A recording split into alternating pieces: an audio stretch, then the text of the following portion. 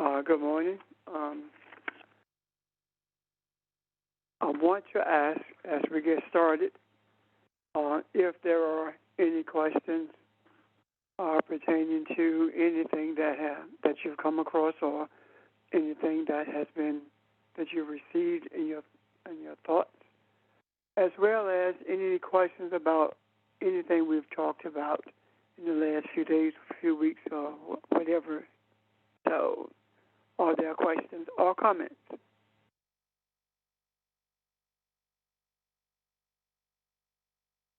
And Reb, whatever microphone you using, that's a good microphone right there. Oh, okay. Wherever you are in the house or wherever you are, you Thank in a you, good sir. spot. Okay. Any questions or comments? Okay. Well, let's look at some things. Sage, before we start, I just remembered what mine was. Uh-huh. Is Go there ahead. any significance to the world's largest volcano in Hawaii talking? Is that us in the earth talking back to us? I really, when I heard about the eruption, I did not, I have not received anything in terms of spirituality that relates to it, and I don't try to press it if I don't see it. However, there may be someone else who have a correlation between the eruption and where we are today. So if there are any, if you receive something, or if you see something that correlates to it, would you please share it with us right now?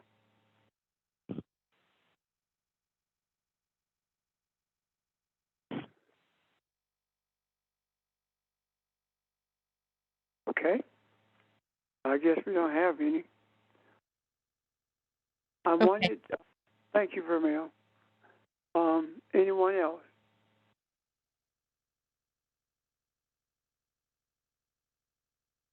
Okay. I want to ask you if we are clear on our discussion about the relationship between spirituality, Christianity, and any other religion in the earth. And I have my reason for asking that.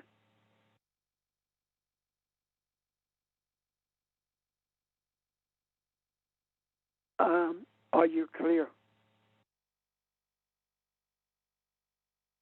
The reason I wanted to make sure, at least I think we're clear anyway, is because whatever you believe is based on faith, and I'll explain that. Your belief systems are not developed by you in the beginning of your life. What you believe is actually taught to you, either in the academic setting or by the practices that you are in your environment, whether it be religious practices or your opinions about people and their actions. So, in order for us to develop a set of beliefs on our own, we have to at some point challenge everything that we think is right or everything that we say we believe. And we challenge it not to destroy it, not to set ourselves apart from it. We challenge it to see if it's really true. We challenge it to see the benefits of it, not just for us, but for humanity itself. And what I have learned is if we don't challenge those beliefs, then we never get to a place where we know who we are, neither do we get to a place where we can find peace from within, because we will be functioning. Our attitude, rather, about peace will be based upon experiences of our environment and not our own experiences.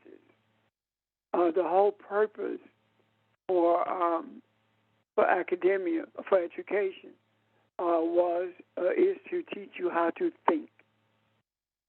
That has changed tremendously. Education teaches you how to work.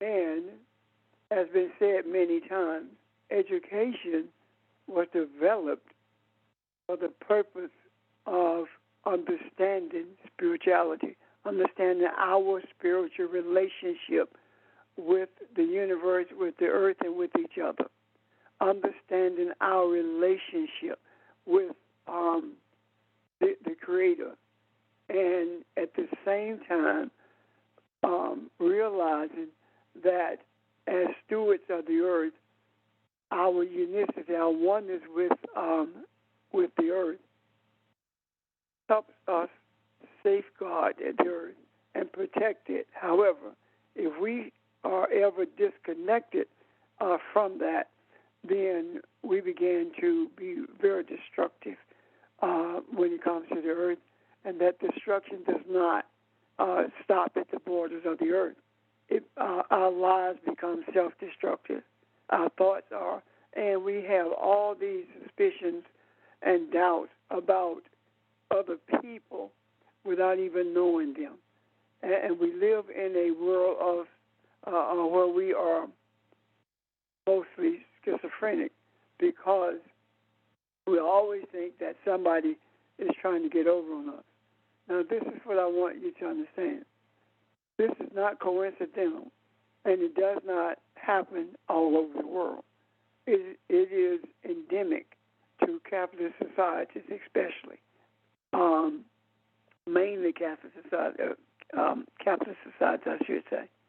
And when we get that, when we live that kind of life, there is no room for a true understanding of God in this life, because out of the suspicions of everything and everyone comes a suspicion of whether or not what we learn about our Creator is true, or whether or not the Creator even exists, for that matter.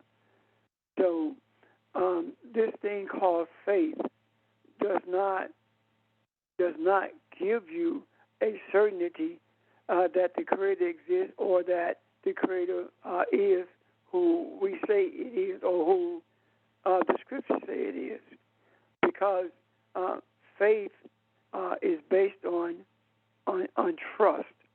And the first thing that happens that you feel is out of line with the trust that you have, then your faith is challenged, or your faith diminishes.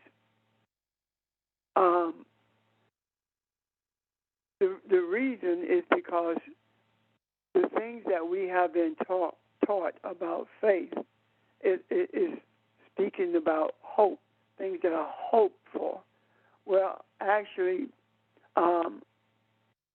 hope is the hand of faith reaching out to us in the dark, and hope does not give us any assurances, and faith does not give us any assurances. Faith gives us opportunity to trust principles, and one of the struggles with faith is that we have been taught to think concretely. We have no fluidity in our thought patterns, especially in our academic settings. And because there is no fluidity there, the way we think concretely, it makes it very difficult for us to wrap our mind around something called faith, because of our Greco-Roman thoughts, education rather. However, if we understand and embrace the reality that faith is not a certainty, it is something you trust. Faith is belief beyond reason. faith is belief beyond explanation. And we have been taught that we are supposed to be able to explain or define everything. And there is no true definition for having a belief that's beyond reason. What does that mean? You really don't know what that means until you have that experience. However, if you don't trust the concept of faith, you don't have that experience. And you say, well, what do you mean, trust the concept of faith?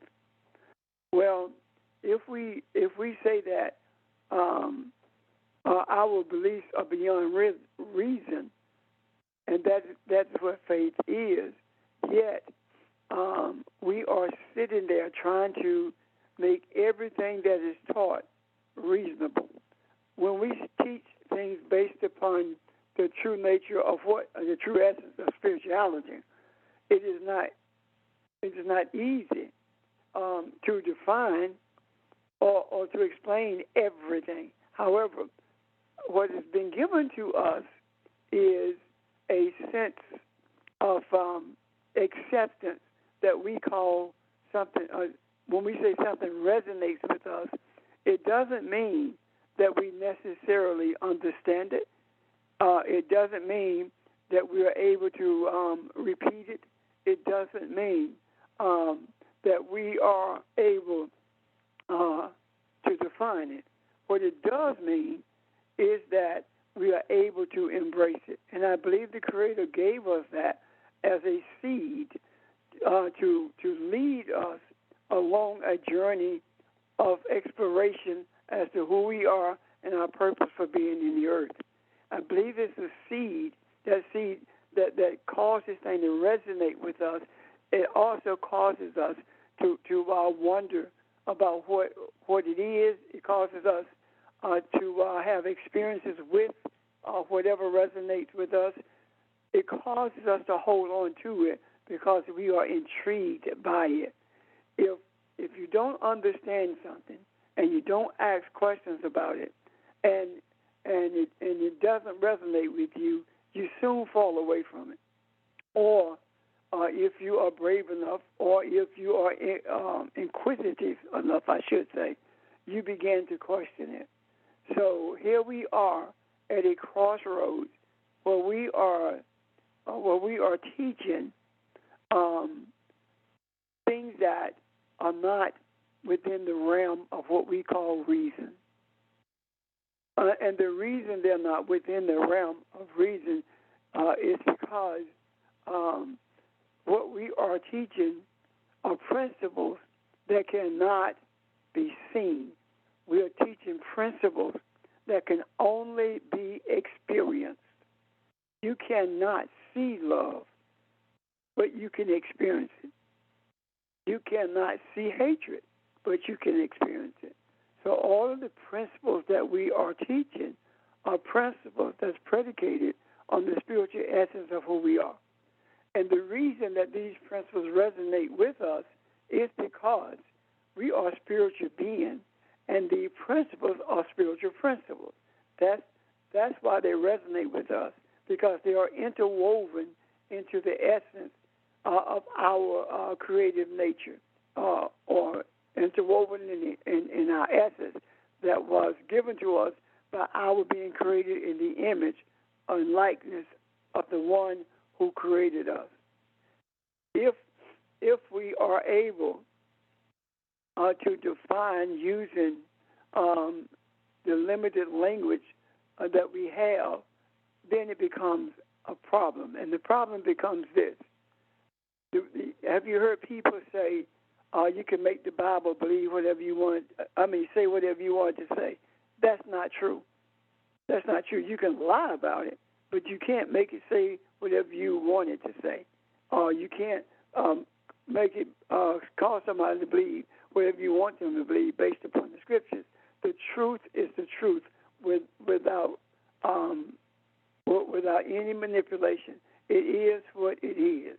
And the reason we think that the Bible can be made to say whatever you wanted to say. It's because we have been so manipulated into believing that, and we have not been permitted to raise intricate questions about it without people frowning on us and without being labeled a blasphemer. So we have, for the most part, refrained from questioning most of the principles that we have been taught.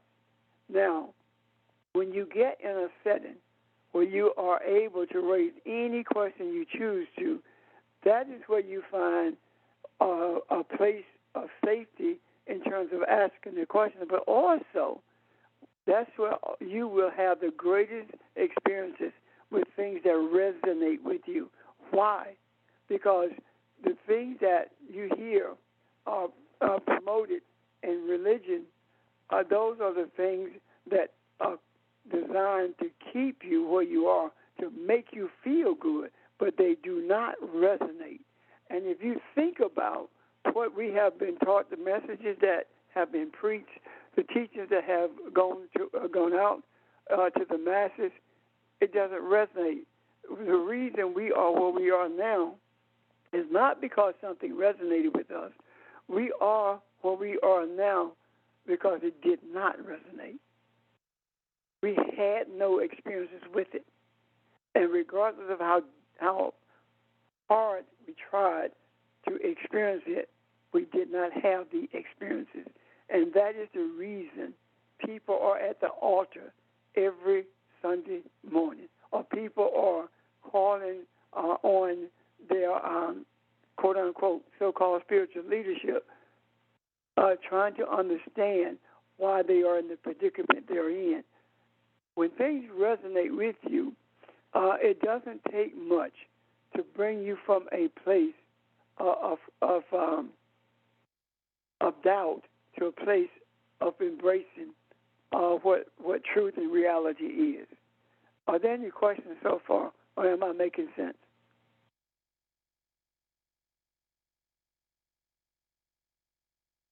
Reb, you stated something about education that early on in what you were saying, that education conditions you to work, or what did you say, Reb?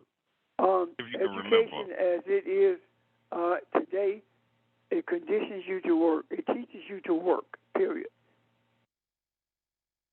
All right, Reb. Well, in my 51 years of living, I think a corner that took place in education is when they took home economics out of the college curriculum. I think they call it consumer sciences now.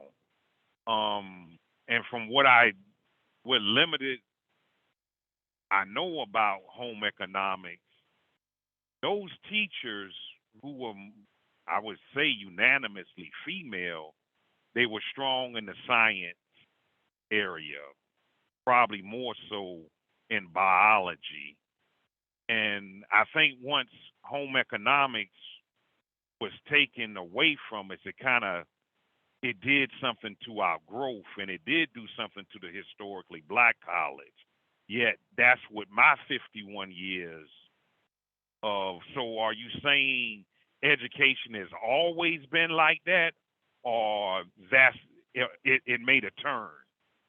That's No, George, I'm not saying education has always been. Prior to saying that, what I said is that education was instituted for the basis of making you think, and it had as its genesis the teaching the spirituality, helping us to understand the world around us, helping us to understand the nature of our being, meaning our spiritual nature. That was the genesis of education in the world, period. However, when education was taken over by by the influence of the Greeks and the religious teachings were taken over by the Romans, the Greeks and the Romans worked hand in hand, teaching religion for the purpose of control, and teaching educational guidance for the purpose of learning, but not learning about yourself, but learning and making observations, philosophical observations about our environment. Now, what I'm saying is this: in the early stages of public education was established in this country by Africans. And public education was for the purpose of preparing you to function in this society. It was preparing you to think for yourself. It was preparing you to think outside of the box, but at the same time, work within the boundaries of the box so that you can maintain a job. That's the African approach to education. And then when the Africans started began to go en masse to higher education, in the traditional African colleges and universities, we were taught to think, to process.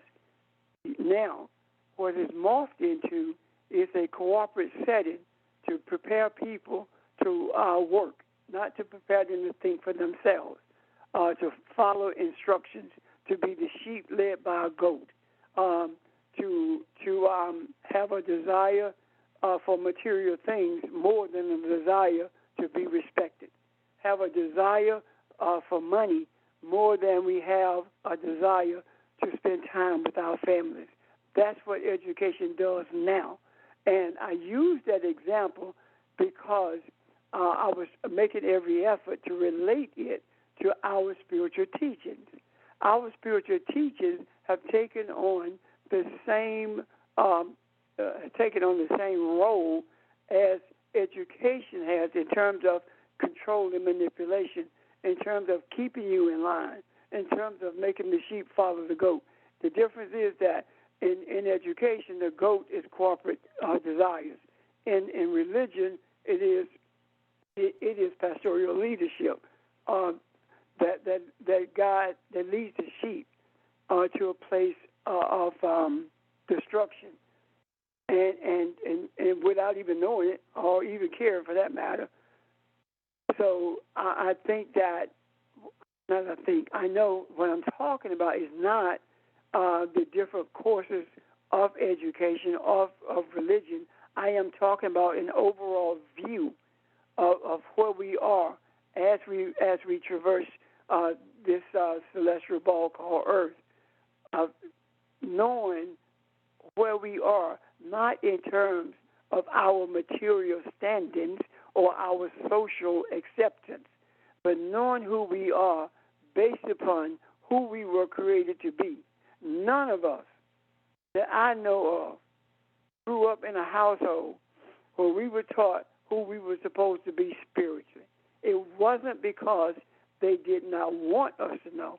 It was because they didn't know. They understood that we were supposed to be Christians. They understood that was for our betterment because that's what they had been taught. They did not in any way whatsoever make any intentions to manipulate us because parents were telling children, I know mine anyway, was saying, you need to think for yourself. You don't follow the crowd, that kind of thing. So the African was different in that. Yet, sitting in church, all of that of thinking for yourself was gradually being taken away. Because when you're thinking for yourself and you begin to raise questions and you get chastised for raising those questions, or you get ostracized for raising those questions, now you are less. You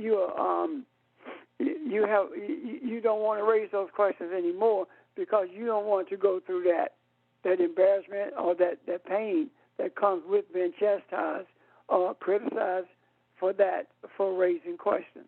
So all I'm trying to say is that there is a difference between the spiritual teachings of the scriptures and the actual religious/educational teachings of the scriptures. The most dangerous place for someone to go who want to understand the scriptures is to a seminary.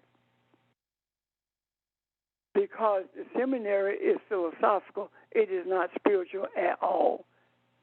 It teaches us to speak in philosophical terms, and then we get a degree saying that we can teach in philosophical terms, and half the people don't know what we're talking about, and nothing in their lives changed.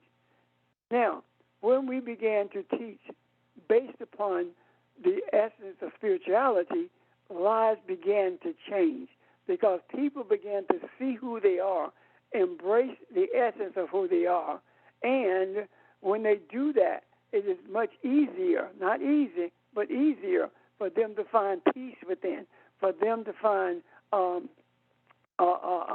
joy within. Most of we talk about joy and we tell people to enjoy, but do we know what we're saying? Joy is feeling, experiencing rather. Joy is experiencing the essence of something that is delightful or pleasurable. And enjoy is embracing that joy.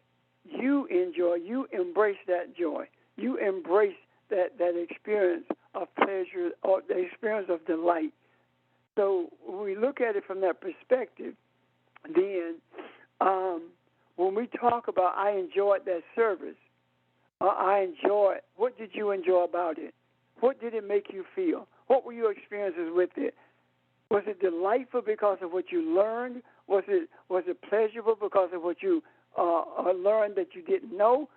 Or was it pleasurable or delightful because it made you feel good? Did it change your trajectory in your life? Did it strengthen you in any way spiritually? Did it bring you to a place of wonder, a place where you are actually searching to understand what you just heard? Or are you enjoying it to the extent that not only are you searching to understand what you heard, you just enjoying it as you would a secular concert? Does that make sense? George? Yes, sir. I understand, Reverend Richard, and I agree. And I just wanted to know what part of our history did we make that turn in education to condition us to work? Was it the removal of home economics and prosperity preaching, or did it take place in the 50s, an era that I have no experience with, yet whatever experience I have with it is what I've heard from other people who were in that era. So is there a time frame where this took place, Rev, or you know what I'm saying, right, Rev? Or, I do. I hope you do. I do. Actually, it's very difficult to give a exact time frame because things overlap so much. But however, I will say this: in order for us to see this, let's look at from the period during the foundations that were being laid for what we call education. That was during the Kushite kingdom. That was long before Egypt existed. And what was being taught was an understanding of agriculture, an understanding of the solar system, an understanding of our relationship to agriculture, our relationship to the solar system, understanding that that a woman's cycle is determined by the moon, the phases of the moon, the 28 days. This was understood in the Kushite kingdom long before there was Greco-Roman anything, and this spirituality, this education rather of spirituality, continued until there was an influx of Europeans into the settings, beginning with efforts to overthrow those governments and to control the people therein. And what happened is, during the period when the Europeans were making every attempt to destroy and control the kingdom that the Kushites built, at the same time, there were those who were supposed to be learned men who were, and I mean that literally learned men, gender-wise also, who went into those areas and stole everything they could in terms of the principles that had been laid out in the kingdom. And they did not understand them. So they made them be what they wanted them to be. And that's where we started this journey towards education without fluidity. That's where we started this journey of separating people based upon their so-called educational levels or levels of an intellect. And that's where we started separating education from religion, but at the same time interweaving it. They were interwoven, rather. At the same time, what am I saying? When the Greeks only saw their spirituality in objects, in symbols that they worshipped. And that can be seen when Paul was on Mars Hill and spoke about the unknown God, meaning that it can be whatever you want it to be. That is the reason that Jesus is called Jesus, because of Zeus.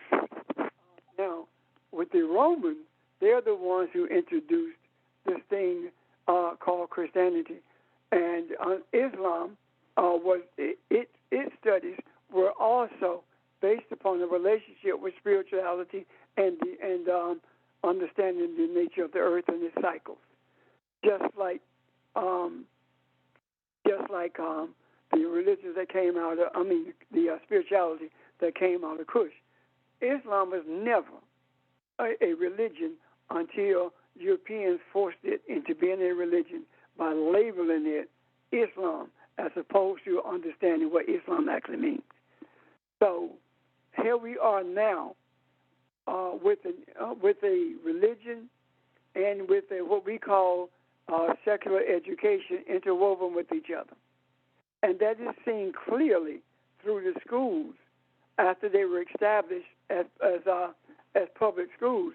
That can be seen clearly, especially in the African community, because the schools were in the church.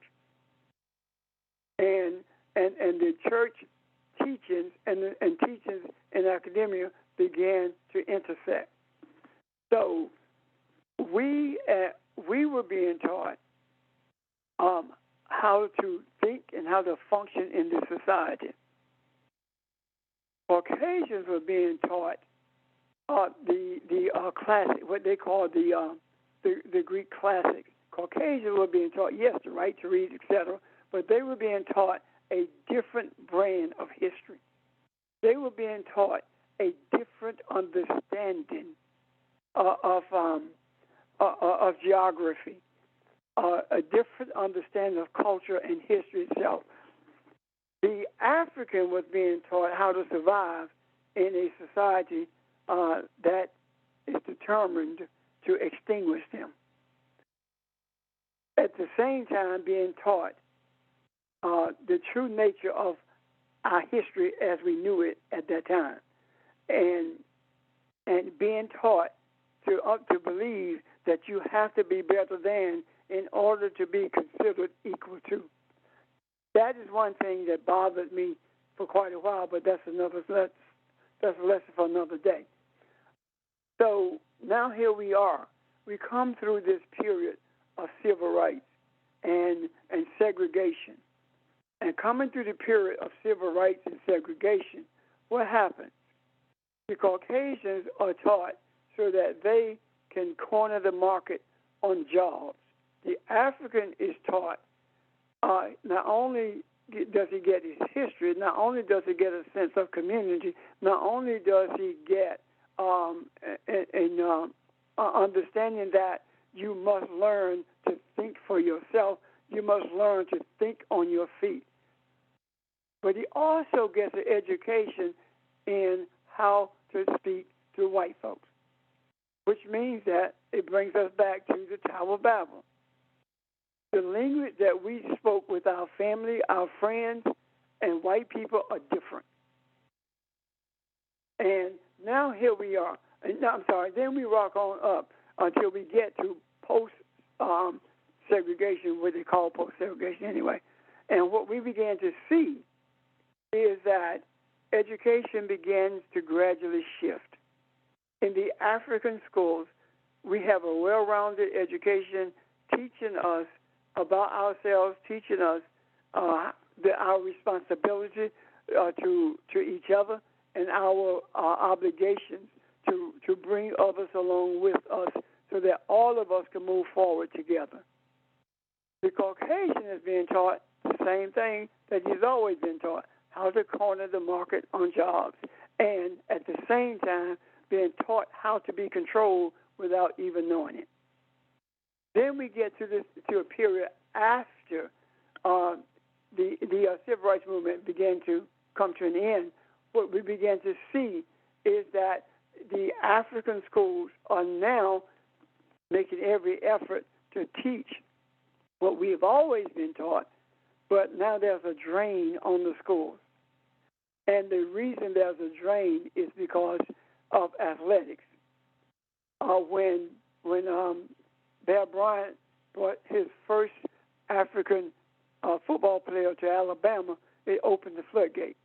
And sports began to pull our kids into white schools, and the nature of our schools in terms of the African schools began to change.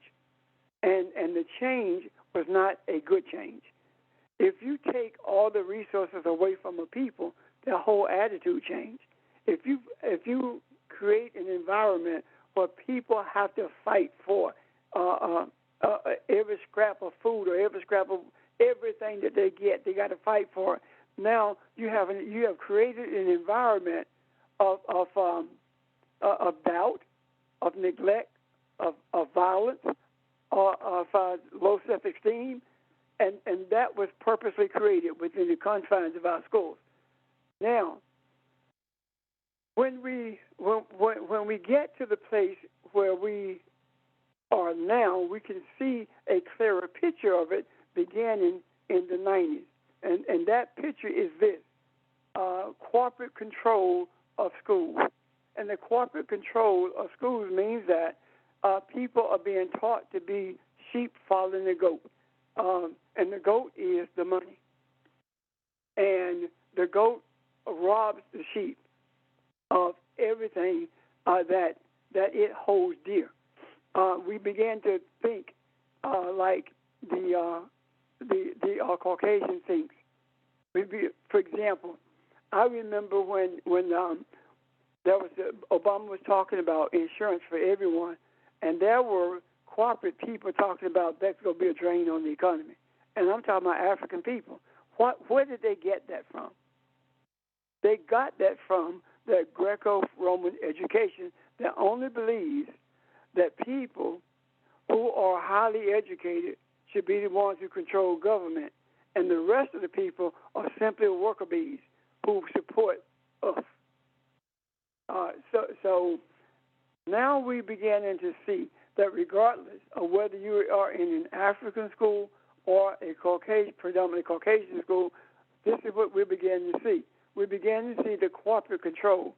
And with corporate control comes corporate greed. So we're beginning to see a shift from an obligation of bringing others along with us. We're beginning to see a shift from community involvement by us in order to strengthen our community. What the shift is that we now are beginning to follow the pathway of the Caucasian. And what is that pathway? Move out of your community and move into a gated community. Fight to live next door to white people, to live like they live. That's where the battle comes. That was done on purpose. Why? In order to divide the African community. If I can get all the people with jobs out of that community, now the community is going to begin to falter, is going to self-destruct. If I can move all the jobs that are left in that community out of that community and introduce narcotics to that community, now we can keep this community at bay and we can control it and we can cause it to hate itself. And that's where we are now. And all of this is contrived by institutional races within the confines of the government, politics, church, etc. Because the church played a major hand in doing this. There was a time when the African church said to Martin Luther King, you need to go somewhere and sit down. I'm paraphrasing, of course. You're creating problems. You're a troublemaker. The African church said that. The convention, the National Baptist Convention leadership said that.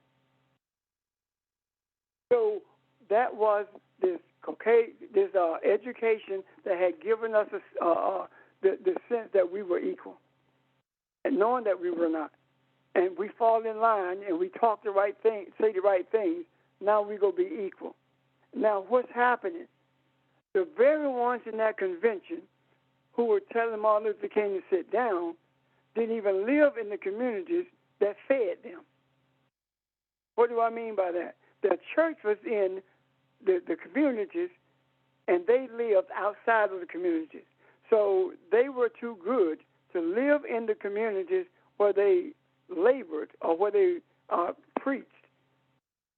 Yet they lived off of the people in there who had to put up with the troubles that were introduced into the communities by governmental agencies. So here we are now at a place in our community settings where we are beginning to recognize something.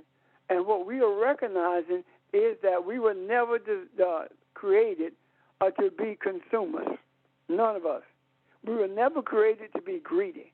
We were never created to dislike our brothers, our sisters.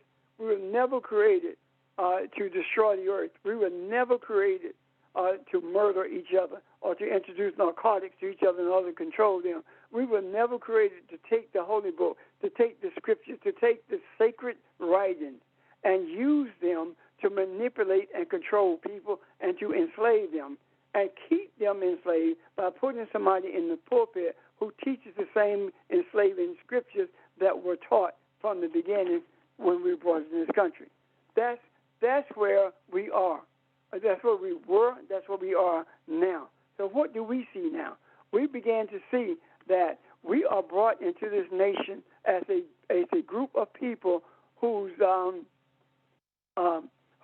understandings of spirituality are deeply interwoven within us. Our spiritual nature is much higher. Our spiritual essence, the spiritual vibration, the spiritual energy is much higher than anyone on the face of the earth, but we don't know what to do with it. We don't know what to do with it because we don't understand each other. So to bring about commonality, we are taught a common religion of oppression. So now all we have to apply our spiritual essence to is a false understanding of the sacred book of righteousness. And this continues until we get a group of people who are willing to do whatever it takes to introduce the true nature of spirituality to the earth. That obligation, that desire comes with extreme responsibility. There cannot be anything in your life that's more important than bringing spiritual understanding to this earth realm. Nothing. Why? Because when we bring spiritual understanding into this earth, it begins not only to resonate deeply with the African, but it begins to resonate with those who have been oppressors of the world. And we become the essence of who we were created to be. Elohim, bringing into existence created beings in its image. And the created beings in its image are beings that has a sense of compassion, a sense of empathy, that has a desire to be as it was created to be, that has a heart of forgiveness and love for all, and does not walk around thinking that they must always control the world and being greedy and dangerous when it comes to materialism. So when these people began to introduce these understandings of spirituality, they become responsibility for the whole world. And what I'm saying in essence is this: there is nothing more important in our lives than what we do on Saturday, Sunday, and Monday. Nothing. Because what we are doing is bringing into existence an environment on this earth, a consciousness on this earth that was supposed to be from the beginning. That's who we are. So in doing so, we began to change not only the trajectory of our lives, but we also began to change the trajectory of government, the trajectory of education, the trajectory of religion. Everything in the society begins to change. And it begins to change for the benefit of humanity. And with our eyes, it appears as though it is worse than ever before. But when you pull the scab off of a wound and the pus begins to drain, it oozes, and it looked worse than what the wound looked like when it was covered with the scab. But until you get the pus out, healing doesn't take place. So what we are seeing is the pus that's draining from the sore that has been caused by oppression, about racism, misogyny, and all these other things, by manipulation and control, by greed. All these things are the pus that's draining from the scab that was pulled off of society. So now, and what we are in essence is seeking to understand, and that is the reason that I talk so much about those things that resonate with us and those things that make us feel good. There's a huge difference between the two. Does that help you, George? And the rest of you, of course. And I am inviting questions or comments. I have a question. Yeah. Go ahead. Did George respond? I'm sorry, I didn't want to. George, was that you?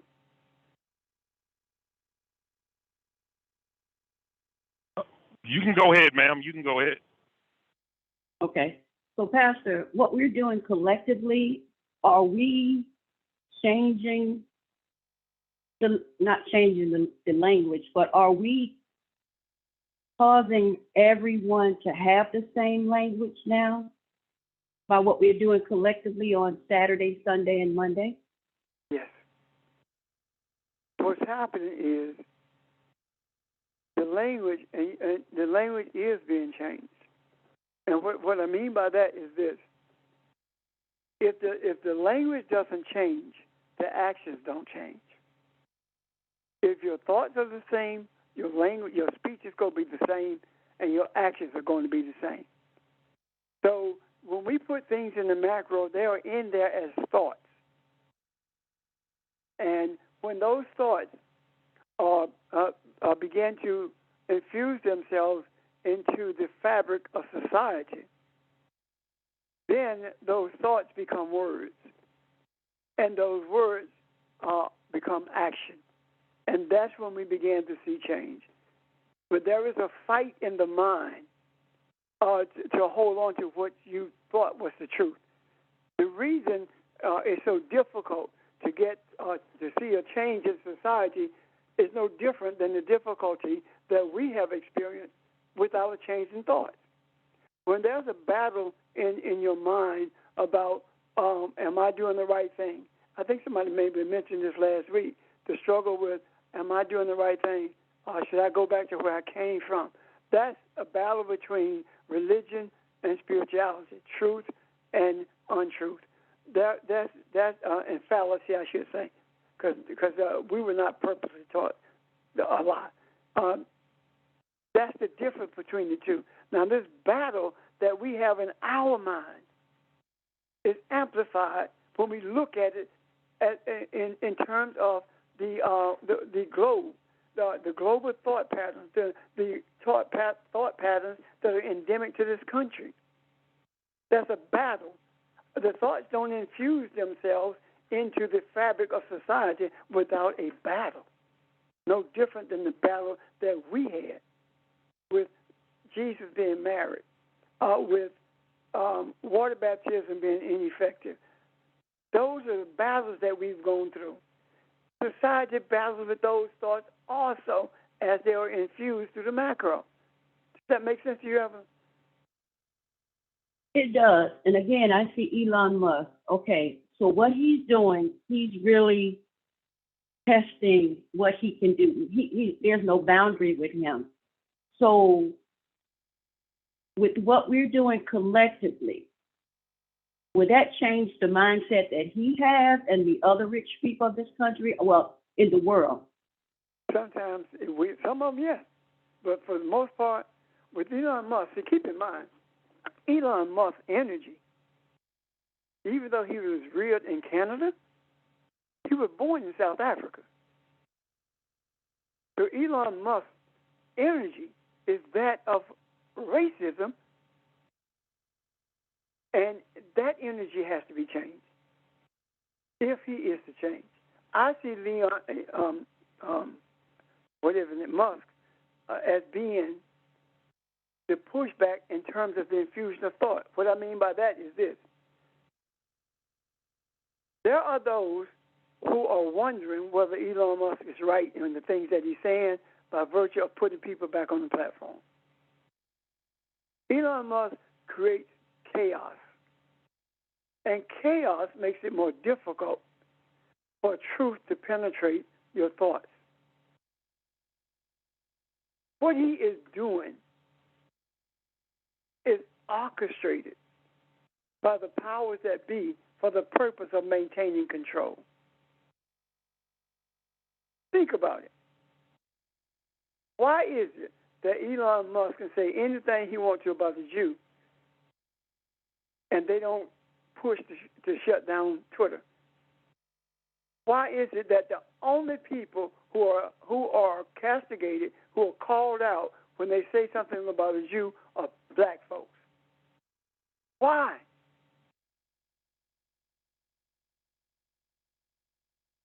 When you know that the essence of what you say you believe is not true, then you deal with the people who are what you want to be.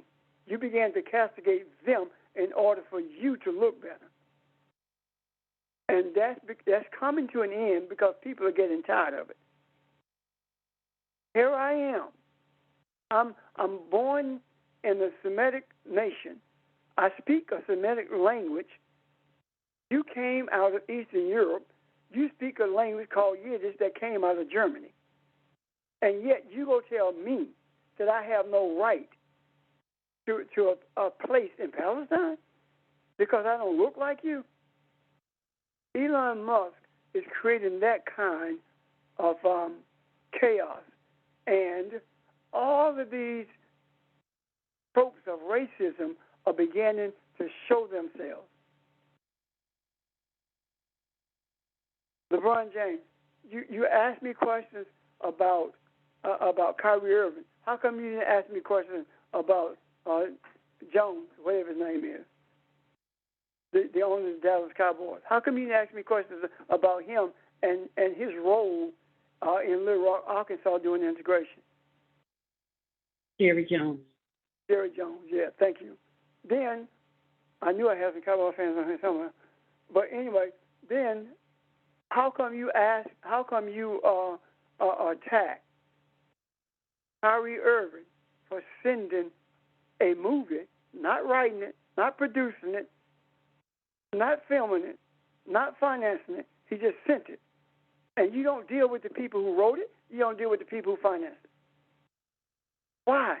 Why is it that you are not on Bezos? Because he is circulating it on Amazon. He's selling it. So why are you not dealing with him? Why did you choose Kyrie Irving? Am I making sense to you? This kind of chaos comes about when the consciousness of the nation, of the world, is being challenged. If you can see the challenge within you that you had when you were making an effort to travel this journey, and you can look at it in the broader sense of society, then you began to see the same thing. You began to see the chaotic existence of those things that need to be changed. I'm sorry, the purposely contrived chaos in relationship to those things that need to be changed. And that chaos is designed to keep everybody in a state of confusion. If we don't do what we do, then we are going to find a world of total chaos as opposed to bringing order to it. And the world of total chaos is far more worse than what we have come through even during slavery. Does that make sense? It does. So what we're doing collectively also waking up the Africans? What we're doing collectively is waking us up. But we can't wake anybody up until we wake up. And when I say we, I'm talking about us on this phone. We have to wake up to the reality of who we are. And what I mean by that is this. Just because you say you're Elohim, it doesn't make you function that way. What I'm saying is this. Yes, you are Elohim because that's what you were created. But what are you doing about it in your life? Are you putting the people before you? Are you doing what Jesus did? Or are you saying that mankind is more important than anything you do? Are you saying that your life is laid on the line for what you believe, for the purpose of humanity being balanced? What are you willing to walk away from, if necessary, in order to maintain the journey that you are on? Is it worth it to you? How committed are you? Does that make sense to you guys? Well, it ought to because it's the truth.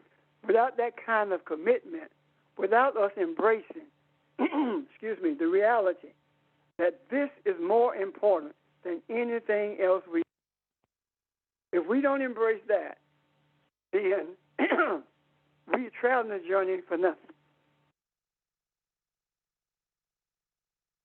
Questions or comments? Reb, quick question for you, and I'm relying on your clairvoyancy on this one. Nike dropped Kyrie Irving, and in his next game, he was playing in a pair of Skechers and a pair of Hanes socks. and he still did what he was supposed to do on that basketball court. And what happens to Nike in this? Because in the barbershop, they saying, we ain't dealing with Nike no more. And what happens? What kind of repercussions is going to happen to Nike? First of all, If it's okay, I thought you were finished. Go ahead. no. If you got it, that was a question right there. Okay. First of all, the repercussions of Nike is not within our purview of change. That's up to the universe what happens with Nike. But just as important is this. Adidas dropped Kanye, right?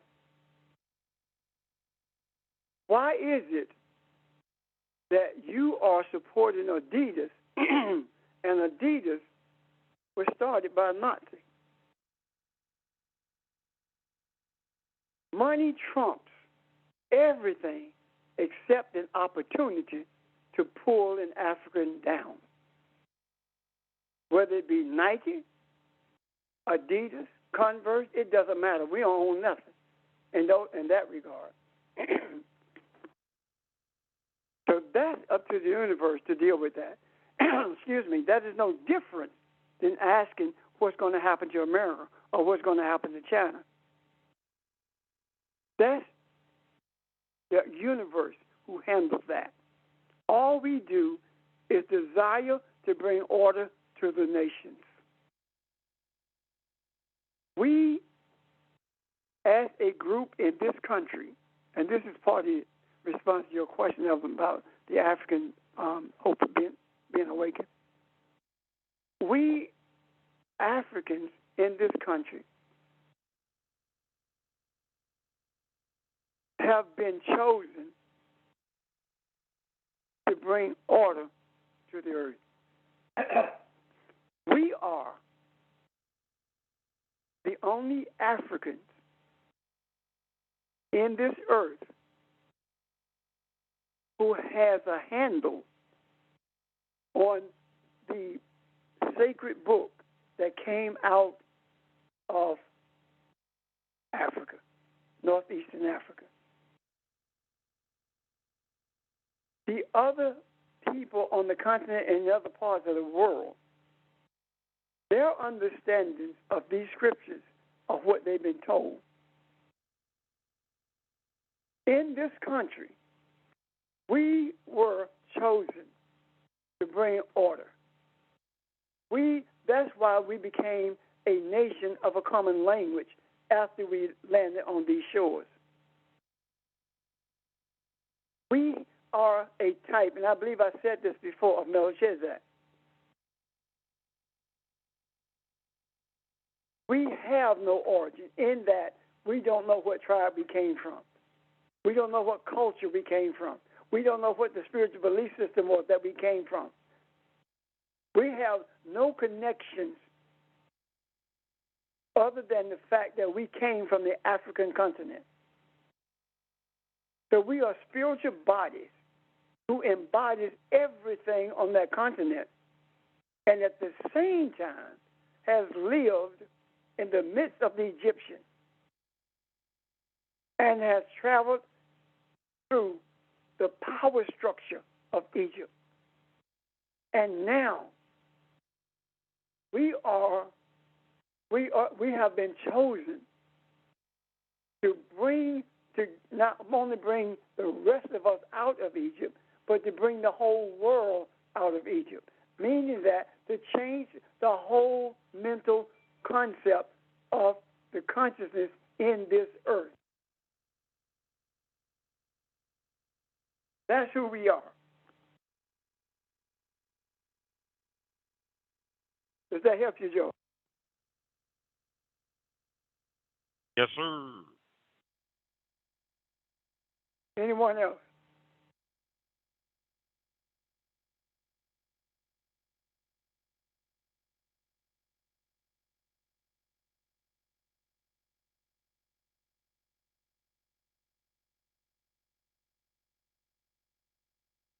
No questions, no comment.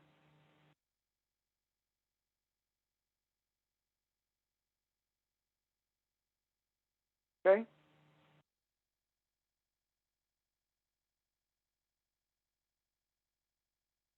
So, hopefully, you have received. I mean, you have received a clearer understanding of our journey, and so the necessity of understanding what faith is and the difference between feeling good and something that resonates.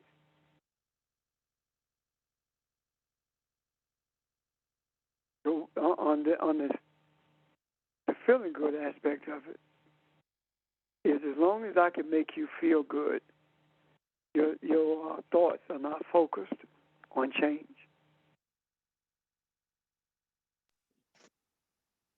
Pastor, I do have a comment. I just couldn't get to my phone very quickly. But I was going to say what you were saying about Elon Musk is very, very true. And people just don't realize what his mindset is, because even though he grew up in Canada, I mean, even though he spent time in Canada, he was in South Africa under apartheid for his whole formative years, like elementary school, high school. So he developed a certain mindset, even if he thinks he didn't. He did. And it is one of racism and white supremacy.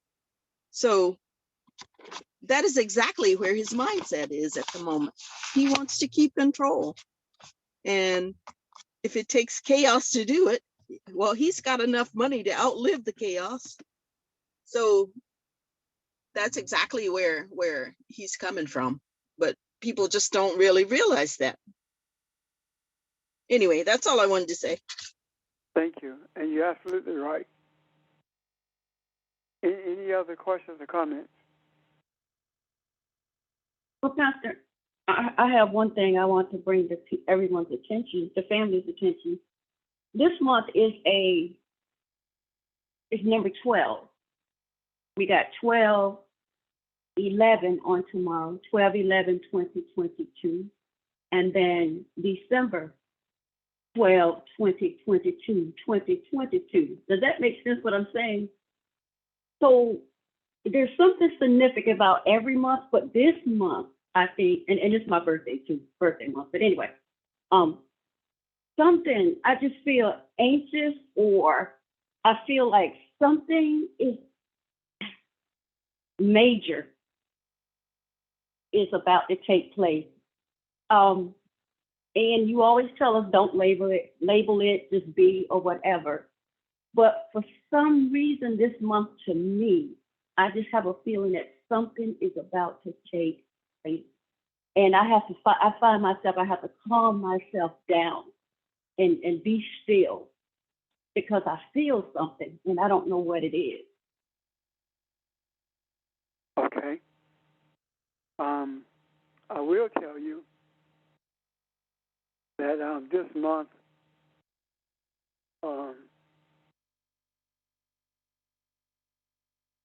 10 years ago, 11 years ago, the decision was made that the earth would not end, mankind would not end in 2012. It's been 10 years since that declaration was on that journey, rather, was embarked upon.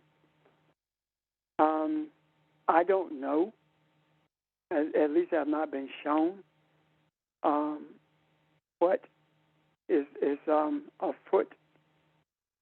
I don't see it yet, but am I thinking that it's not going to, something is not taking place?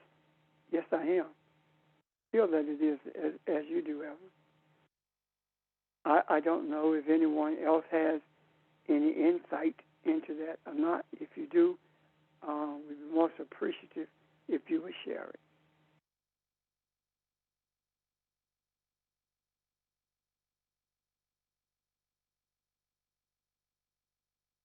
Okay. And it's 11:11 now at this time on my phone.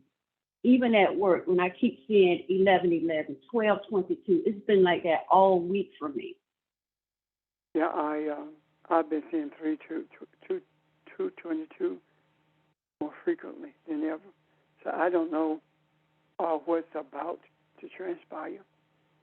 And my ear is always there, available to hear. And I'm not talking about my physical ear. It's always available to hear what we are to see, what we are to experience. And I'm simply in a position of waiting to see what's going to transpire.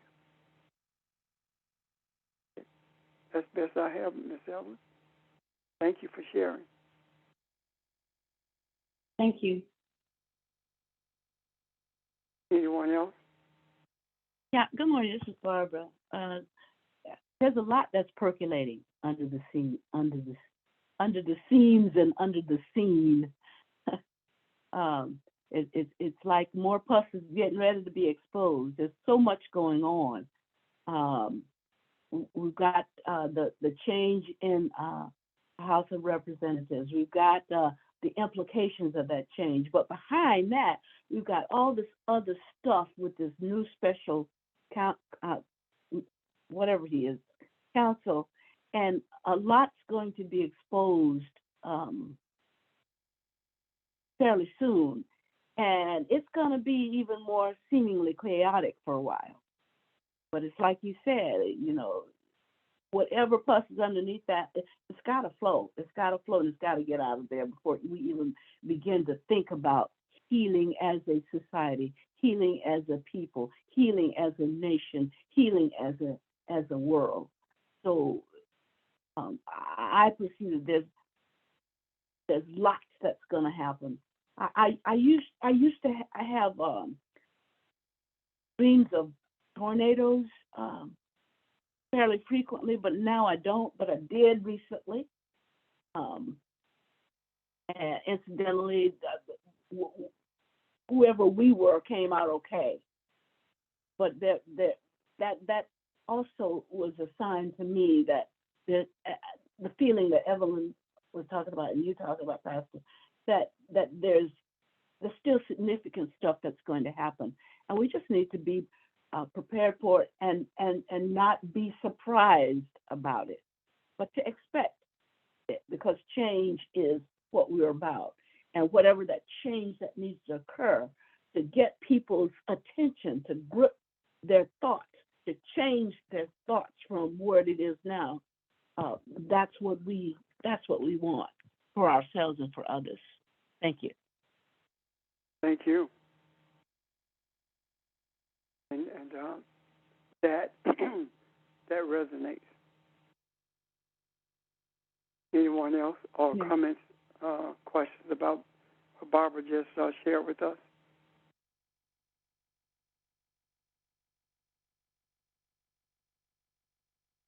Okay, I do believe maybe that the discussion today had quite a bit to do with preparation for what is to come, meaning that you're going to experience more things that's going to resonate with you as opposed to those things that make you feel good. Ask yourself, where is your heart? Where are your thoughts? Where are your desires?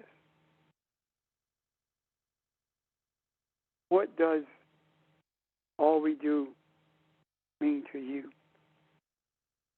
What does your participation mean to you? What is your commitment to it all?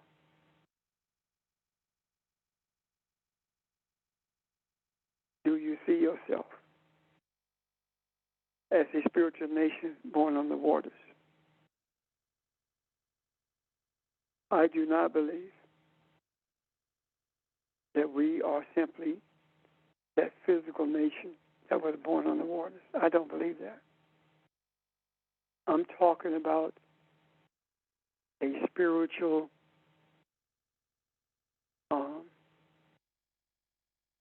essence that's different than any spiritual essence of anyone on this earth, inclusive of the African. There are no people, African or otherwise, that populates this earth who are as we are. We are different than any group of people on this earth. And therein lies the greatest amount of fear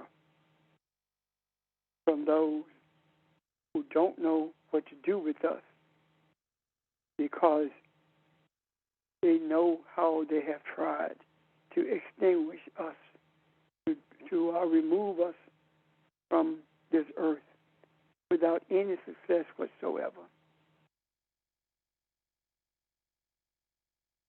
That fear is in knowing the power of our being, but not being able to control it any longer, not being able to destroy us as they had purpose in their hearts to do. We were a nation of fighters. That was exemplified in the civil rights movement. How is it that a nation was mobilized, a nation of Africans were mobilized during that era, and there was no social media at all? And now there is social media, and the mobilization did take place with George Floyd and others, Breonna Taylor, during that period. And now that source that mobilized people during that period has been taken away. With the push of a button, your account disappears or is locked. That means of communication is being taken away. However, we must rely on the means of communication that none of us truly understand. Yet it is more real than social media. It is more real than anything in this earth. And that is our communication spiritually. The phones, Pastor, yes, something when you were talking, something just occurred to me, and I'm gonna put it forward as a supposition, like Ron says. But I don't remember exactly the word you said, but what it made me think of was, what if those parts of the Declaration of Independence, the Constitution, were a prophecy about the people born on the water. And I'm talking about in terms of the consciousness of we the people, doing things for the people, and also that phrase that we use, e pluribus unum, out of many one. Maybe that was a prophecy about that nation of people born on the water, because we came from everywhere and we had to become one to survive. Anyway, that just all flashed through my mind when you were talking, and I just wanted to share it as a supposition. Anyway, thanks. I thank you. I don't receive it as a supposition. And the reason I say that is because the book, the Bible, sacred writings were used to enforce and intensify slavery, to justify slavery. And the very book that was used to weaken us is the source of our empowerment now. That's what kept us alive. Our sincerity towards that book, even though we were taught wrong, our sincerity about knowing our Maker, our Creator, is what kept us alive. So I don't see it as a supposition. I also believe that the writings of those who penned that, the Thomas Jeffersons of the world, we the people, did not realize what they were writing. And Yeah, I really believe that they didn't realize what they were writing, because if you could write all that and still be a slaveholder, you didn't know what you were writing. well, Thomas Jefferson wrote about his feelings about slavery. Morally, he felt slavery was despicable. Practically, he enslaved people. If you read his letters to the Parliament in England and to the government, rather, in England, and to the French leadership, what you find in his writings is an abhorrence for slavery, and he admits that he wrestles with it and doesn't know what to do with it. So that in itself intensifies my belief that that morality that he wrote about was more real to him than he knew. And because of that, the writings, his participation, rather, in the Declaration of Independence was, and his writing of it really, was an epiphany from the Creator that he did not realize was actually written from those born, the nation born on the waters. I'm not excusing what Thomas Jefferson did by any means, but I'm simply stating what's in his writings and what was practical to him. Even when he went to France with Sally Heming and her brother,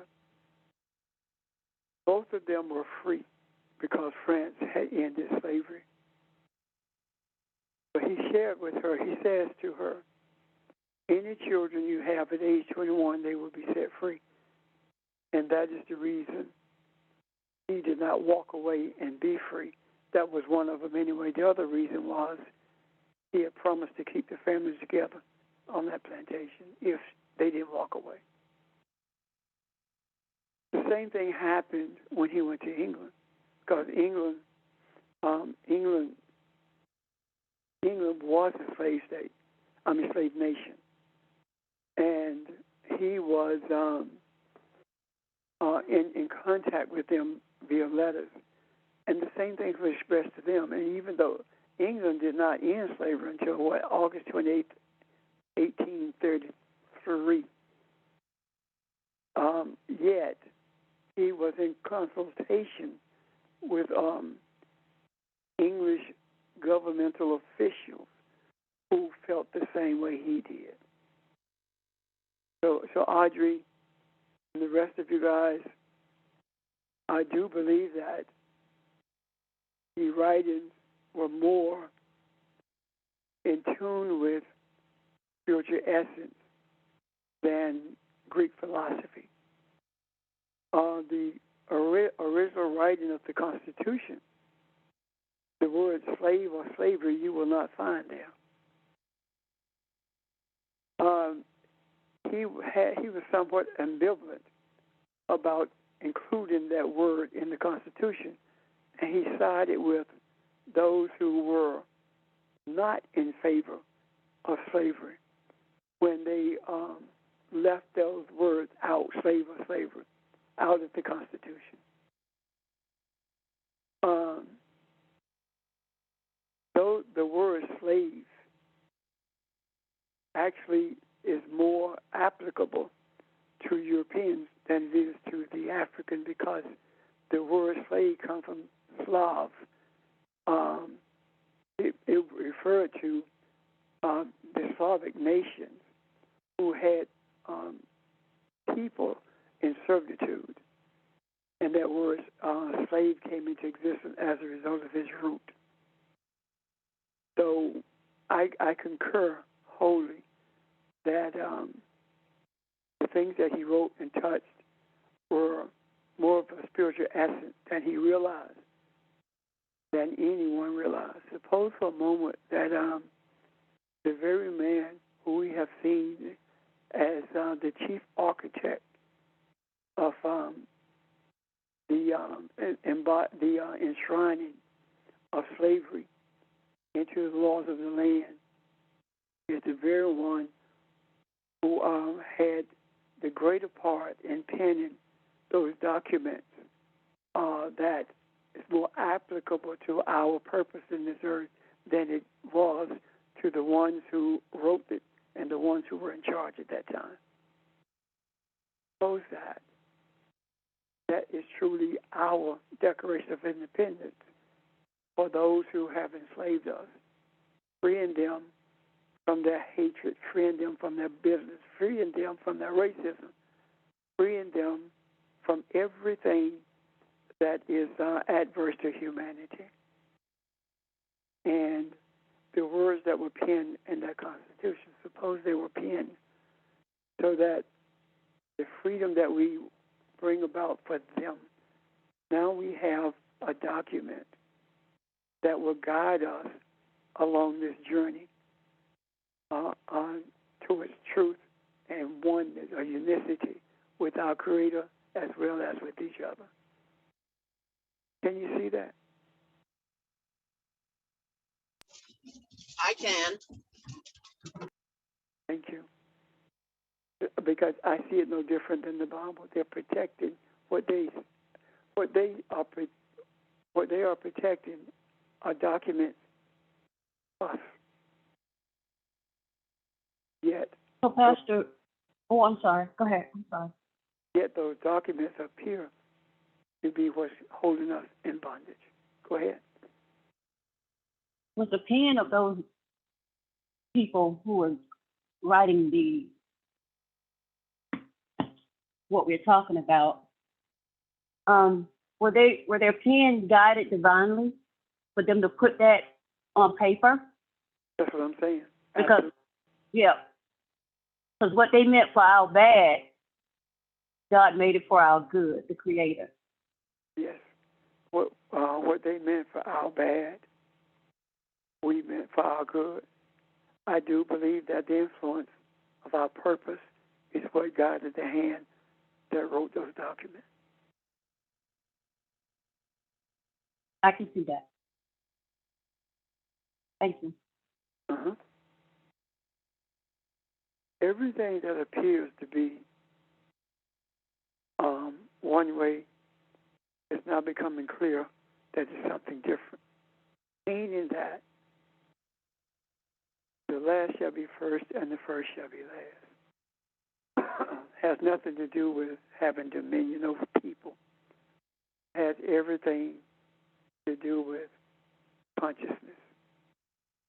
The consciousness that prevails now is not the consciousness that will prevail forever.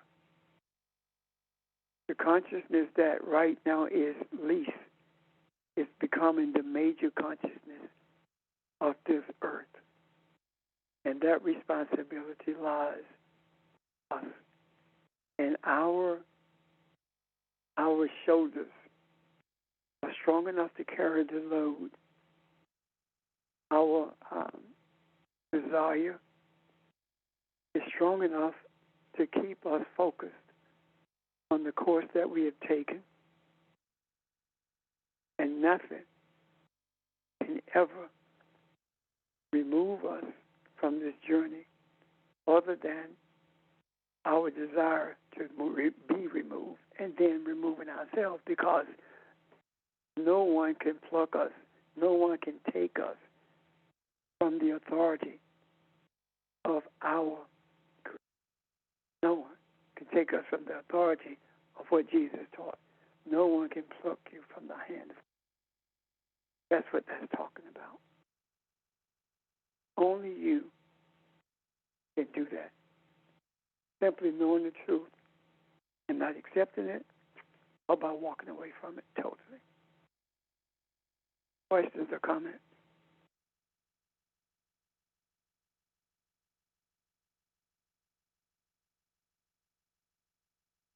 Thank you for your presence, your comments, your energy, your questions. Thank you for being one in this family and the extended family of humanity with the expressed intent of bringing humanity to a place where all is intimate family, as opposed to being appearing to be rather enemies towards each other. So my desire is for you to enjoy the rest of your day, and I look forward to speaking with you guys tomorrow at 11 o'clock. With that, I bid you adieu. Bye-bye. Bye. Have a good day, everybody. Goodbye. Bye, everybody.